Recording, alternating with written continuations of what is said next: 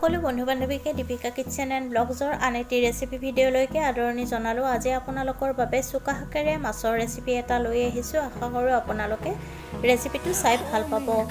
তেন্তে আহকচোন ৰেচিপিটোৰ মাজলৈ আগবাঢ়োঁ। কেৰাহী এটা গৰম হ'বলৈ দিব আৰু গৰম হ'লে তাত সৰিয়হৰ তেল দি পাঁচফোৰণ আধা চামুচ, সোৱাদমতে নিমখ হালধি দি দিব আৰু তাৰ পিছত মাছ কেইপিচ ভাজি ল'ব লাগিব। একেবাৰে সহজ পদ্ধতিৰে বনোৱা হৈছে। যদি আপোনালোকৰ ৰেচিপিটো চাই ভাল লাগে তেতিয়াহ'লে ভিডিঅ'টোত লাইক, কমেণ্ট, শ্বেয়াৰ আৰু চেনেলটো ছাবস্ক্ৰাইব কৰি ৰাখিব। তেতিয়াহে মোৰ আহিবলগীয়া ভিডিঅ'ৰ নটিফিকেশ্যনবোৰ আপোনালোকে সৰ্বপ্ৰথমে পাব। মাছ কেইপিচ ভজা হৈছে, এতিয়া উঠাই ৰাখিব। চুকা শাকখিনি ভালকৈ ধুই মিহিকৈ কাটি ল'ব।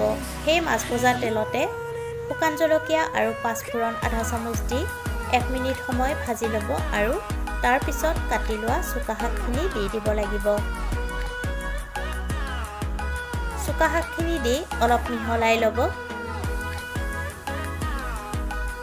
এতিয়া তাত সোৱাদমতে নিমখ আৰু হালধি গুড়ি দি দিব লাগিব আৰু তাৰ পিছত ভালকৈ মিহলাই 2 মিনিট সময় ভাজি ল'ব লাগিব।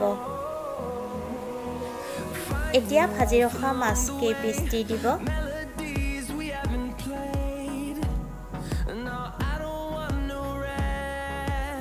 জোখমতে পানী দি দিব আৰু পানীখিনি দি উতলিবলৈ দিব লাগিব। এচামুচ পিঠাগুড়ি অলপ পানীৰ সৈতে গুলি দি দিব।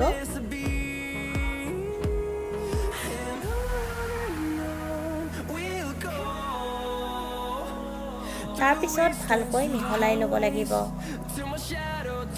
আৰু ঢাকনিখন লগাই 5 মিনিট সময় উতলাব লাগিব। 5 মিনিট পিছত ঢাকনিখন গুচাই ল'ব আৰু এয়া চুকা শাকেৰে মাছৰ ৰেচিপি ৰেডি হৈ গ'ল। যদি ৰেচিপিটো আপোনালোকৰ ভাল লাগিছে তেতিয়াহ'লে ভিডিঅ'টোত লাইক, কমেণ্ট, শ্বেয়াৰ আৰু চেনেলটো ছাবস্ক্ৰাইব কৰি ৰাখিব।